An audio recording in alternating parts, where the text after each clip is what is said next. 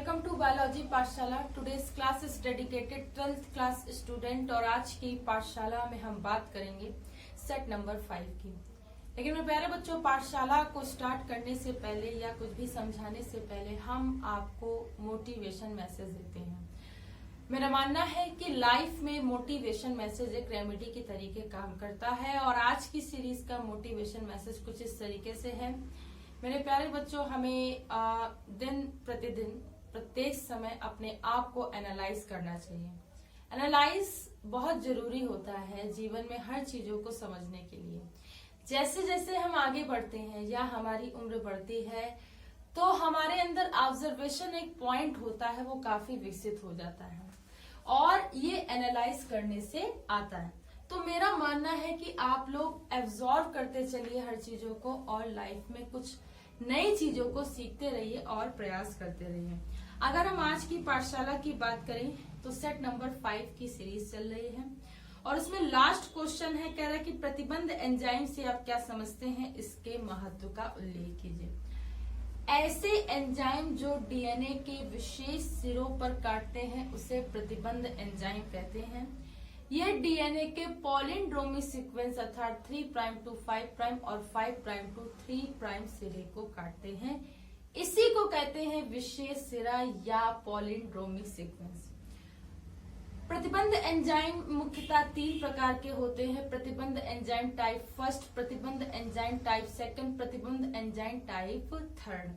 प्रतिबंध enzyme type first जो होता है वो डीएनए को OH सिरे पर काटता है। वो 3 प्राइम पे भी हो सकता है, 5 प्राइम पे भी हो सकता है। जो डीएनए का टाइप सेकंड होता है इसी को ही आणविक कैंची या आणविक चाकू या मॉलिक्यूलर सीजर के नाम से जाना जाता है, जो डीएनए के विशेष सिरों या खंडों को काटता है और इसे पॉलिंड्रोमिक सीक्वेंस कहते हैं, जिसे 3 प्राइम टू 5 प्राइम और 5 प्राइम टू 3 प्राइम कहते हैं। टाइप थर्ड जो होता है वो क्या करता है, फास्फेट ग्रुप के सिरे से काटता है।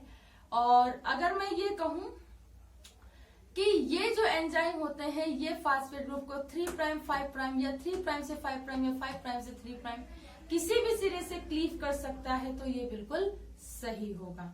तो इतनी बात जो मैंने बताई है प्रतिबंध एंजाइम के बारे में, type first, type second, type third के बारे में आपको बताना। इसका महत्व क्या है, देखिए प्रतिबंध एंजाइम से रिकॉम्बिनेट डीएनए या पुनर्संयोजन डीएनए का निर्माण होता है। ये पुनर्संयोजन डीएनए प्लाज्मिड वेक्टर के निर्माण में क्लोनिंग के लिए यूज किया जाता है और आज जैव प्रौद्योगिकी में इसका बहुत महत्व है। इसके द्वारा कई प्रकार के जीव बनाए जा रहे हैं, ट्रांसजेनिक पादप तथा जीव बनाए जा रहे हैं और क्लोन तैयार किए जा रहे हैं। तो सबसे पहला स्तनीकृत क्लोन जो था वो था डॉली। 1996 ईस्वी में विलियम वार्टमैन एवं उनके साइंटिस्टों ने इसे बनाया और अमेरिका में ये पहले बनाई गई थी। तो डॉली मेमना है, ठीक है, और इससे तैयार किया गया था, प्रथम स्तनीकृत क्लोन होता है। उसके बाद ट्रांसजेनिक गाय, ट्रांसजेनिक भेड़, ट्रांसजेनिक बकरी, ट्रांसजेनिक सुअर, ट्रांसजेनिक अगर मैं बात करूं मछली तो इतनी सारी चीजें होती हैं। ट्रांसजेनिक सुअर जिसे स्वान भी कहते हैं, ये क्या करता है, मैं बताऊं वृद्धिवर्धक हार्मोन के लिए या प्रोटीन के लिए इसका निर्माण मानव कल्याण के लिए किया जा रहा है। अगर हम ट्रांसजेनिक गाय की बात करें तो ट्रांसजेनिक गाय जो होती है मिल्क के प्रोडक्शन के लिए और साथ ही साथ प्रोटीन या वृद्धिवर्धक हार्मोन के लिए निर्माण किया जा रहा है। ट्रांसजेनिक बकरी की बात करें तो टिश्यू प्लाज्मिनोजन एक्टिवेटर, ठीक है, टिश्यू प्लाज्मिनोजन एक्टिवेटर और एंटीकोगुलेंट या ब्लड क्लॉटिंग फैक्टर IX के यानी 9th फैक्टर के लिए इसका काफी ज्यादा यूज किया जाता है। अगर हम ट्रांसजेनिक मछलियों की बात करें, कार्प हो गए, रोहू हो गई, कतला हो गई, मृगाला हो गए, इन सब का यूज जो आज हो रहा है कई सारे प्रोटीन और मानव में उपापचय क्रियाओं को सुचारू रूप से चलाने के लिए इन सब का प्रयोग क्लोन के रूप में किया जा रहा है। तो ये इसका महत्व होता है। फिर आपसे गा क्वेश्चन कह रहा है कि कृषि में जैव प्रौद्योगिकी की भूमिका का उल्लेख कीजिए। देखिए मेरे प्यारे बच्चों, अगर मैं बताऊं कृषि की बात करूं तो कृषि में जैव प्रौद्योगिकी का बहुत बड़ा उपयोग है।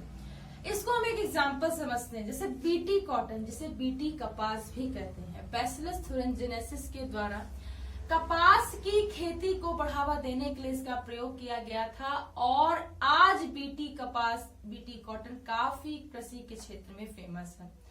बीटी कॉटन के द्वारा बेसिलस thuringiensis उसमें इंजेक्ट किया जाता है और इससे उच्चतम प्रकार के बीटी कॉटन को उसके क्रॉप कल्टीवेशन के लिए बढ़ावा दिया जा रहा है।